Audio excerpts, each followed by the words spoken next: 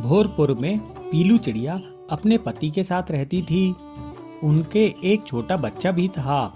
दही जमाने में बहुत अच्छी महारत हासिल कर रखी थी। उसका बनाया हुआ दही दूर दूर से पक्षी आकर खरीदते थे और उसके पति का एक डेयरी फार्म था जिसके दूध से पीलू चिड़िया दही जमाया करती थी। पीलू चिड़िया की कामयाबी से कालू कौवा बहुत चिढ़ता था और वो कुछ न कुछ मौका ढूंढता रहता था जिससे उसका धंधा खराब हो सके, लेकिन अभी तक उसे कोई कामयाबी नहीं मिली थी। काम धंधा बढ़ता देखकर पीलू चिड़िया का पति 2-4 गाय और भैंस और खरीद ले आया। एक बार हरिया तोता उसकी दुकान पर आता है। पीलू बिटिया, तुमने दही का व्यापार करके बहुत अच्छा किया है। ये कालू कौवा जो दही जमाता था वह बहुत ही बकवास होता था, कड़वा होता था। तुम्हारा दही तो लाजवाब मीठा होता है। चलो अब आधा किलो पैक कर दो मेरे लिए। ऐसा सुनकर पीलू चिड़िया बहुत खुश होती है। हरिया काका, आपकी तारीफ के लिए शुक्रिया। मैं आपको मलाईदार दही देती हूँ। कालू कौवा पीलू चिड़िया की सफलता को देखकर एक बार फिर चिढ़ जाता है। एक बार कड़क सेठ पीलू की दुकान पर आता है। सब लोग कड़क सेठ को देखकर थोड़े घबरा जाते हैं। कड़क सेठ वहाँ का जमींदार था। पीलू जी, हमने सुना है आपका बनाया हुआ दही बहुत स्वादिष्ट होता है। उसकी लस्सी लाजवाब बनती है। जी मालिक, आपने बहुत सही सुना है। मैं बहुत होशियारी से दही जमाती हूँ, बहुत सावधानी से इसका रख रखाव करती हूँ, इसलिए इस दही का स्वाद बहुत अच्छा होता है। अच्छा ऐसा है तो थोड़ा दही हमें चखाओ। क्यों नहीं, ये लीजिए, ये दही चख के देखिए। कड़क जब पीलू के जमाए हुए दही को चखता है तो वो बहुत खुश होता है। तभी वहाँ पर कालू कौवा आता है और जमींदार की चाटुकारिता करने लगता है।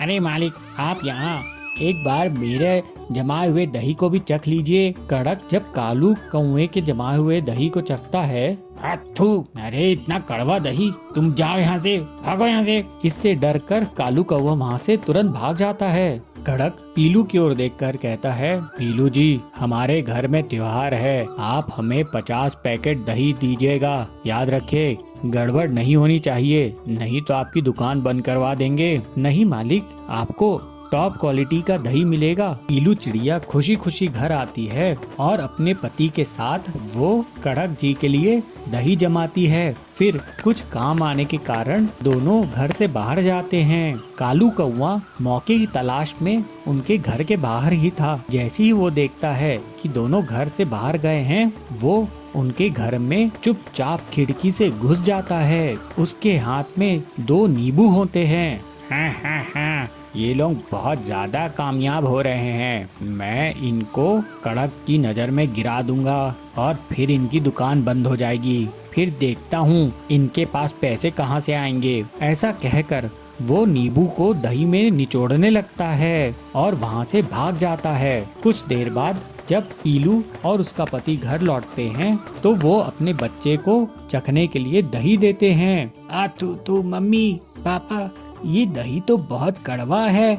आप लोग कब से ऐसा कड़वा दही जमाने लगे? ये सुनकर पीलू और उसका पति घबरा जाते हैं। पीलू सोचती है, हे भगवान, अब कड़क जी तो हमारी दुकान बंद करवा देंगे। ये दही तो पूरी तरह से खराब हो गया है। लेकिन ये दही खराब कैसे हुआ? हम तो इतनी सावधानी से जमा रहे थे, ये तो मीठा होना चाहिए था।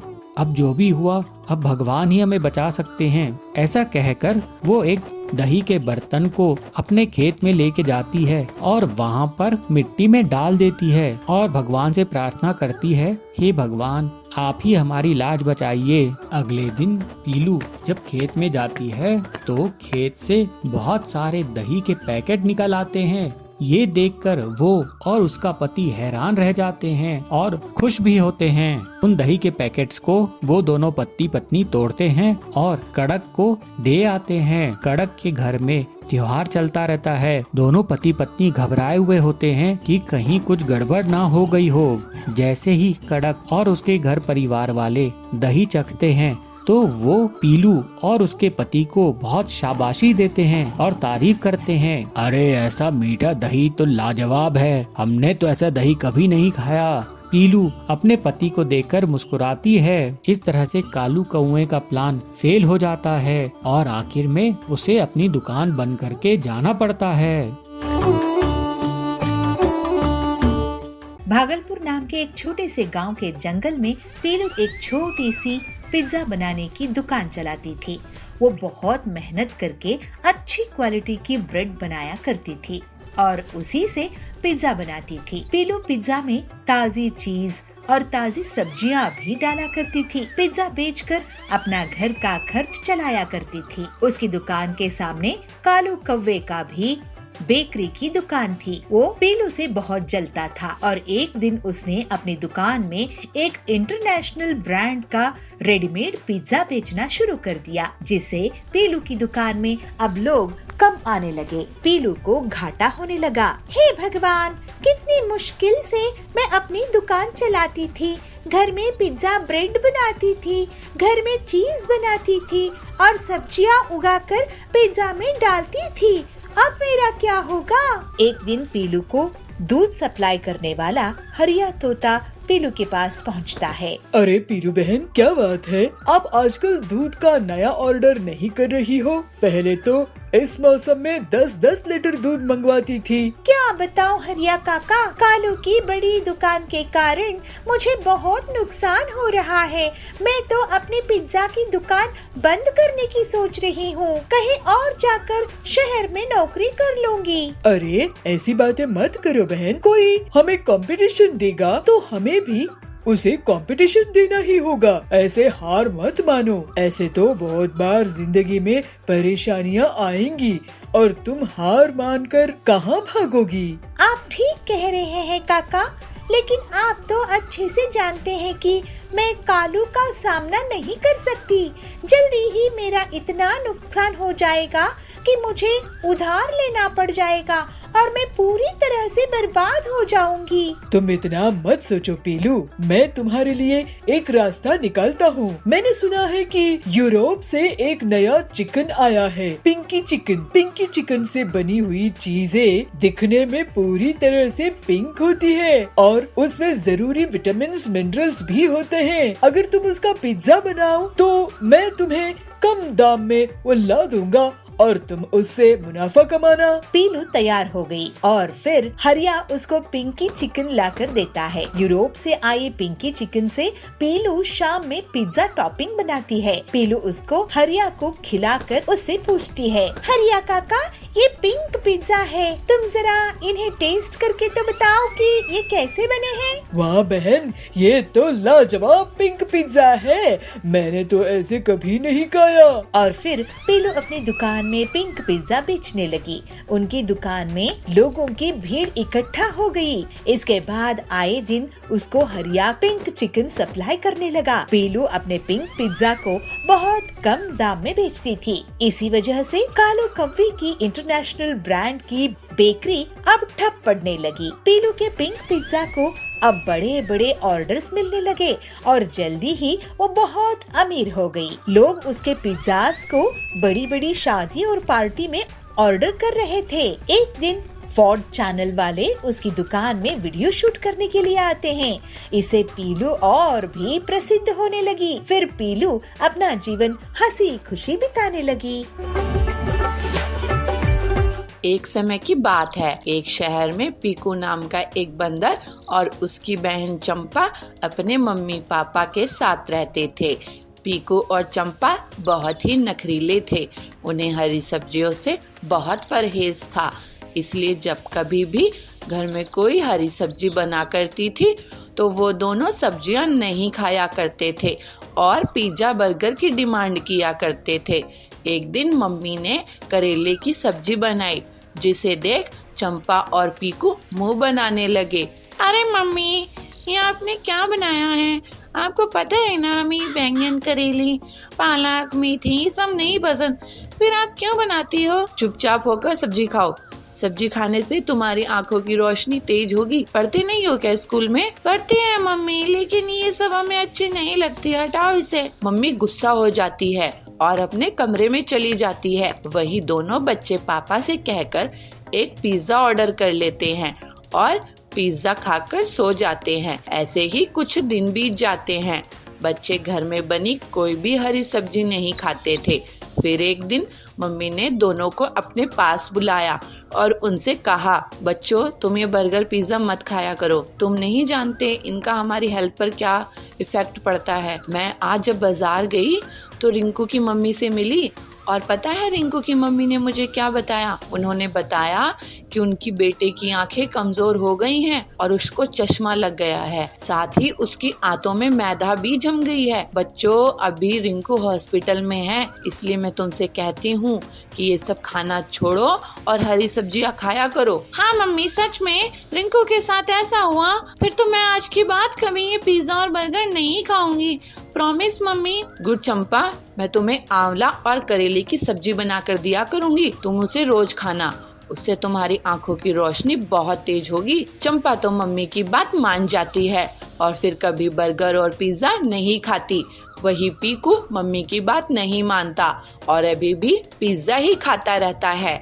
एक दिन जब वो दोनों ट्यूशन गए तो उनकी टीचर ने उनसे कहा, अच्छा मैंने ब्लैक बोर्ड पे कुछ सवाल लिखे हैं, इनके उत्तर अपनी नोटबुक में लिखो, चलो जल्दी। सब बच्चे ब्लैक बोर्ड पर लिखे सवाल के जवाब अपनी नोटबुक में लिखकर मैडम को देते हैं।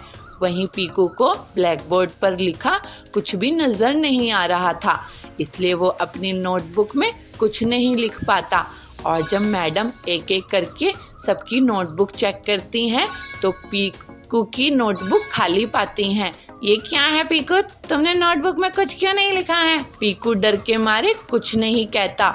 टीचर अगले दिन पीकू की मम्मी पापा को बुलाती है और उनसे पीकू की शिकायत करती है। पीकू तुम घर पर क्या करते हो, पढ़ते क्यों नहीं हो? देखो कितने गंदे मार्क्स आए तुम्हारे। मार्क्स क्या, तुम्हें तो कुछ मिला ही नहीं है, कुछ लिखा ही नहीं है तुमने कॉपी में। मम्मी बात वो नहीं है, दरअसल मुझे ब्लैक बोर्ड पर लिखा कुछ भी नजर नहीं आ रहा था, सब धुंधला नजर आ रहा था। फिर तुमने मुझसे पूछा क्यों नहीं था? कहीं आप मुझे डॉट ना लगा दे इसलिए। इसका मतलब तुम्हारी आईसाइट वीक हो गई है, ये सब हरी सब्जी ना खाने की वजह से हुआ है। और खाओ पिज्जा और बर्गर। अरे भाग्यवान चुप हो जाओ। पीकू अब तुम हरी सब्जी खाना शुरू कर दो, तभी तुम्हारी आंखों की रोशनी सही हो सकती है। और फिलहाल के लिए मैं तुम्हें चश्मा लगवा देता हूँ। नहीं पापा, मुझे चश्मा नहीं लगाना। लगाना तो पड़ेगा बच्चू, नहीं तो आंखों की रोशनी और कम हो जाएगी। पापा पीकू को चश्मे की दुकान पर ले जाते हैं और उसे एक नया चश्मा दिला देते हैं। वहीं पीकू को अब अपने किए पर बहुत पछतावा हो रहा था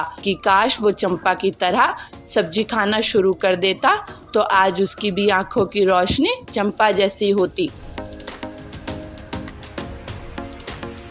एक शहर में अमन नाम का एक गीदड़ रहता था। वह अपनी पत्नी कीर्ति और बेटे किट्टू सुअर के साथ रहता था। किट्टू जंगल के एक बहुत ही अच्छे स्कूल में पढ़ने के लिए जाता था, जहाँ पर उसके बहुत सारे दोस्त थे। टोनी अपने दोस्तों के साथ बहुत खुश रहता था। दोस्तों के साथ स्कूल में खेलना और मस्ती करते हुए घर आना, ऐसे ही उसकी जिंदगी चल रही थी। लेकिन एक दिन जब किट्टू स्कूल से घर आया तो उसकी मम्मी उससे कहती है, बेटा किट्टू, तेरे पापा का अभी फोन आया था और उन्होंने बताया कि कंपनी ने उनका ट्रांसफर किसी और शहर में कर दिया है, इसलिए अब हमें अपने सामान को पैक करना होगा बेटा, क्योंकि 2 दिनों के अंदर ही हमें ये जगह खाली करके दूसरे शहर के लिए निकल जाना है। मैंने अपना सामान बांध लिया बेटा, तुम भी अपना सामान बांध लो। किट्टू ये सुनते ही चौंक जाता है और अपनी माँ से बड़े ही आश्चर्य से कहता है, मम्मी मगर हम क्यों जाएं? पापा का ट्रांसफर हुआ है ना, तो पापा को ही जाने दो। अब जानते हो ना मेरे बहुत सारे दोस्त यहाँ रहते हैं और उन्हें मैं छोड़कर कैसे जा सकता हूँ? मेरा स्कूल भी तो यही है ना मम्मी। बेटा हमें पापा के साथ जाना ही होगा,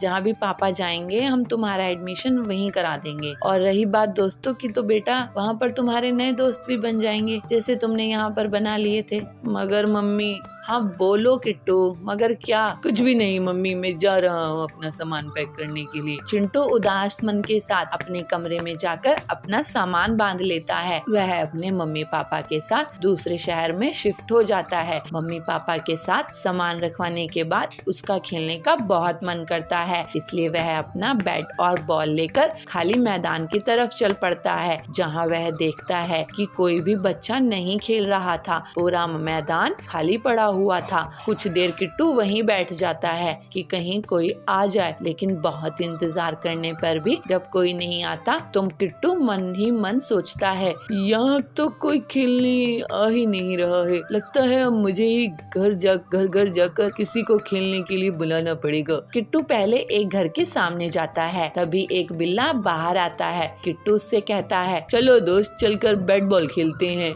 हाँ, वही खेल रहा था। मगर किसके साथ और कहाँ पर? मैं फोन में खेल रहा था, तुमने मुझे बीच में ही बुला लिया। फोन में? दोस्त मैं फोन वाले बैट बॉल की बात नहीं कर रहा हूँ, बल्कि असली वाले बैट बॉल की बात कर रहा हूँ। नहीं दोस्त, मुझे तो फोन में ही खेलना है, मुझे असली वाला बैट बॉल नहीं खेलना, ये मुझे अच्छा नहीं लगता। किट्टू अगले घर जाता है, तभी वहाँ से टोनी नाम का मगरमच्छ बाहर आता है। हाँ दोस्त बोलो, क्या हुआ? चलो दोस्त बाहर चलकर बैट बॉल खेलते हैं। नहीं, मैं तो फोन में ही खेलता हूँ, बाहर खेलने से मुझे पसीने और थकान होने लगती है, तुम ही खेलो ये खेल। किट्टू उदास होकर मैदान की तरफ जाता है तो देखता है कि वहाँ एक सुधा नाम की शेरनी बैठी है। किट्टू उसके पास जाता है। क्या तुम यहाँ खेलने के लिए आए हो दोस्त? हाँ दोस्त, क्या तुम मेरे साथ खेलोगी? हाँ, लेकिन अगर और भी हमारे साथ खेलें तो कितना अच्छा होगा ना। हाँ, तुम मेरे साथ चलो। किट्टू सुधा को लेकर अपने पापा के पास ले जाता है और उनसे सब बता देता है। किट्टू के पापा एक प्लान बनाते हैं और सभी बच्चों को अपने पास बुला लेते हैं और उनसे कहते हैं, बच्चों मैंने खाली मैदान में एक महंगा फोन छुपाया है, जिससे हम बहुत सारे लेटेस्ट गेम खेल सकते हैं। जो भी उसे ढूंढेगा वो फोन उसका हो जाएगा। सभी ये सुनकर बहुत खुश हो जाते हैं और मैदान में जाकर फोन ढूंढना शुरू कर देते हैं। बहुत देर ढूंढने के बाद भी जब उनमें से किसी को फोन नहीं मिलता तो वो सब थक हार कर बैठ जाते हैं। अंकल, आपसे सच सच बोलो, आपने हमें बेवकूफ बनाया था ना? इस मैदान में आपने कोई भी फोन नहीं छुपाया है ना? हाँ बच्चों, मैंने तुमसे झूठ बोला ताकि तुम बाहर खेलने का महत्व समझ सको। अगर तुम बाहर नहीं खेलोगे तो तुम बहुत आलसी हो जाओगे और बीमारी तुम्हें घेर लेंगी, इसलिए अच्छा यही है बच्चों कि तुम बाहर खेलो। सभी बच्चे समझ जाते हैं और कहते हैं, जी अंकल मैं समझ गया हूँ, अब से हम सभी बाहर मैदान में किट्टू के साथ खेला करेंगे। एक गांव में पिंकी नाम की बंदरिया अपनी मम्मी चंपा लोमड़ी और पापा चिंकू हाथी के साथ रहती थी। पिंकी की मम्मी चंपा बहुत ही सुंदर थी, साथ ही वो बहुत अच्छा मेकअप करना भी जानती थी, इसलिए सभी उसकी बहुत तारीफ करते थे। पिंकी भी जब जब मम्मी को मेकअप करते देखती तो उसका भी मन मेकअप करने का करता। एक दिन जब वो बाजार जा रही थी तो उसकी मम्मी अपना मेकअप करने लगी। तब पिंकी ने अपनी मम्मी से कहा, मम्मी मुझे भी मेकअप करना है और आपके जितना सुंदर बनना है। नहीं, बिल्कुल नहीं, तुम अभी बहुत छोटी हो और छोटे बच्चों को मेकअप नहीं करना चाहिए, ये तो हम जैसे बड़े लोगों के लिए है, इसलिए कभी भी इसको यूज नहीं करना। जब बड़ी हो जाओगी तब मेकअप लगाना। पिंकी मम्मी की बात मान जाती है और उनके साथ बाजार जाती है। बाजार में पिंकी को उसकी स्कूल में पढ़ने वाली एक दोस्त मिल जाती है जिसका नाम चुनमुन खरगोशनी था। चुनमुन भी अपनी मम्मी के साथ बाजार आई हुई थी। अरे पिंकी मम्मी, आप हैं? आप तो मेकअप में बहुत सुंदर लग रही हैं। ऐसा लग रहा है जैसे कोई मैडम चली आ रही हो। अरे आप भी चुनमुन की मम्मी, इतनी भी कहाँ सुंदर लग रही हूँ मैं। नहीं पिंकी की मम्मी, आप भला की खूबसूरत लग रही हैं। लाइए मैं आपको काला टीका लगा देती हूँ, कहीं आपको किसी की नजर न लग जाए। ऐसा कहकर चुनमुन की मम्मी चुनमुन को लेकर वहाँ से चली जाती है और पिंकी अपनी मम्मी की तारीफ सुनकर बहुत खुश हो जाती है। अगले दिन चुनमुन स्कूल में अपने सभी दोस्तों से पिंकी की मम्मी के बारे में बात करती है। अरे शीमा, पता है पिंकी की मम्मी बहुत ही सुंदर मेकअप करना जानती है। कल जब हम उसकी मम्मी से बाजार में मिले तो मेरी मम्मी तो उन्हें पहचान ही नहीं पाई। ऐसा लग रहा था जैसे कोई मैडम चली आ रही हो। पिंकी तेरा अच्छा है, तेरी मम्मी कितनी सुंदर है। हाँ वो तो है, मेरी मम्मी बहुत ही सुंदर है। वैसे पिंकी, तुम्हारी मम्मी ने कोई पार्लर का कोर्स किया है क्या, या उन्हें खुद ही ये सारा मेकअप करना आता है? मेरी मम्मी को मेकअप करने का बहुत शौक है, इसलिए उन्होंने ये सब खुद से ही सीखा, किसी पार्लर से नहीं। अरे वाह, काश मेरी भी मम्मी पिंकी की मम्मी जैसी होती। सभी की बातें सुनकर पिंकी बहुत खुश होती है और घर जाकर सोचती है, मेकअप के बाद हम बहुत सुंदर हो जाते हैं ना, जैसे मम्मी हो जाती है और सभी मम्मी की कितनी तारीफ करते हैं। क्यों ना मैं भी एक बार मेकअप करके देखूं, मैं भी फिर मम्मी जितनी सुंदर हो जाऊंगी। ऐसा सोचकर पिंकी अपने कमरे से बाहर आती है और देखती है कि उसकी मम्मी रसोई में खाना बना रही है। तो वो चुपके से मम्मी के कमरे कमरे में चली जाती है और मम्मी की ड्रेसिंग टेबल के सामने बैठकर मम्मी का मेकअप इस्तेमाल करने लगती है। एक एक करके वो cream, foundation, blusher, highlighter, face powder सब लगा लेती है और फिर बारी आती है आईलाइनर की। मम्मी आईलाइनर को अपनी आंखों पर लगाती हैं जिससे उनकी आंखें और सुंदर हो जाती हैं। मैं भी इसे लगा लेती हूँ, मेरी आंखें भी बहुत सुंदर हो जाएंगी। पिंकी ऐसा सोचकर जैसे ही आईलाइनर आंखों पर लगाती है वैसे ही आईलाइनर उसकी आंखों में चला जाता है और वो अपनी आंखें मसलने लगती है और उसकी आंखों में मिर्ची लगने लगती है। मम्मी मम्मी मेरी हेल्प करो, पिंकी चिल्लाती है और उसकी आवाज उसकी मम्मी सुन लेती है और भागते हुए उसके पास आती है। अरे पिंकी, ये तेरे चेहरे का क्या हाल हो गया? पिंकी मम्मी को सब सच सच बता देती है। मम्मी उसका मुंह साफ करती है और उसकी आंखें धुलवाती है और उससे कहती है, पिंकी मैंने आपको मना किया था ना कि मम्मी का मेकअप यूज नहीं करना। बच्चा, मेकअप आपके लिए नहीं होता, यह बड़े लोगों के लिए होता है और आप तो अभी बहुत छोटे हैं और वैसे भी इसमें बहुत केमिकल होते हैं जो आपकी स्किन खराब कर सकते हैं। आपकी स्किन बहुत सेंसिटिव है, आपको इसको इस्तेमाल नहीं करना चाहिए। सॉरी मम्मी, आज के बाद नहीं करूंगी, प्रॉमिस। पिंकी मम्मी से सॉरी कहती है और वो समझ जाती है कि मम्मी जो कहती है तो हमारी भलाई के लिए ही कहती है, इसलिए उनकी बात जरूर माननी चाहिए। मधुपुर के घने जंगलों में पीलू चिड़िया अपने 2 बच्चों के साथ और अपने पति के साथ हंसी खुशी रहती थी। लेकिन इसी जंगल में टोनी नाम का एक ईगल था जो बहुत बदमाश था। ये ईगल दूसरे पक्षियों के बच्चों को किडनैप करके ले जाता था। सभी पक्षी इस ईगल से डरते थे। टोनी की निगाहों से बच्चों को बचाना बहुत कठिन था, लेकिन पीलू चिड़िया और उसका पति हमेशा अपने बच्चों की रक्षा करते थे और उन्हें अपने घोंसले में छुपा कर रखते थे। ऐसे ही समय बीतता चले गया और पीलू चिड़िया के बच्चे बड़े हो गए। वो अब स्कूल जाने लगे थे। बच्चों, अब तुम बड़े हो गए हो और स्कूल जाने लगे हो। मुझे अब तुम्हारी चिंता होती है कि कहीं टोनी ईगल आकर तुम्हें उठा न ले जाए। इसलिए अब तुम दोनों सावधानी से स्कूल जाना और सावधानी से घर वापस आना। अगर कोई तुम्हें कुछ खाने के लिए दे तो मत खाना। दोनों बच्चे स्कूल को जाते हैं और स्कूल जब खत्म हो जाता है तो वे लोग स्कूल के बाहर ही खड़े रहते हैं। तभी वहाँ पर टोनी ईगल उतरता है। बच्चों, तुम लोग बहुत देर से यहाँ खड़े हो, तुम्हें जरूर भूख लग गई होगी। चलो, मैं तुम्हें कुछ खाने के लिए देता हूँ।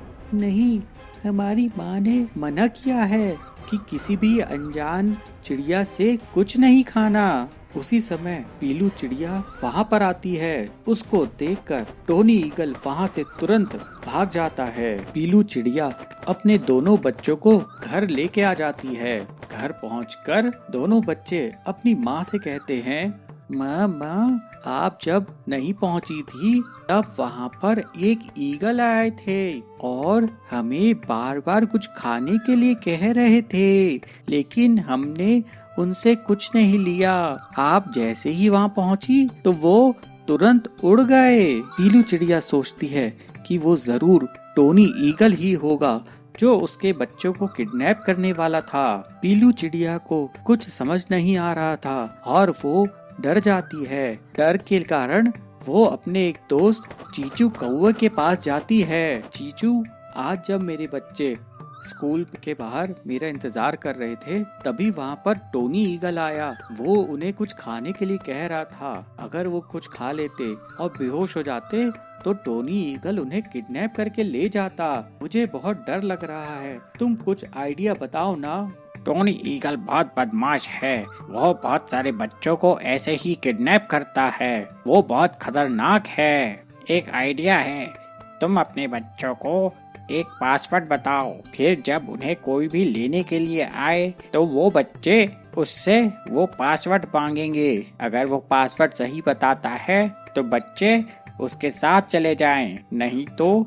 ऐसा कहकर कौवा चुप हो जाता है। पीलू चिड़िया घर पहुंचकर अपने दोनों बच्चों के कान में एक पासवर्ड बोलती है। जब भी तुम्हें कोई लेने आए तो उससे ये पासवर्ड पूछना।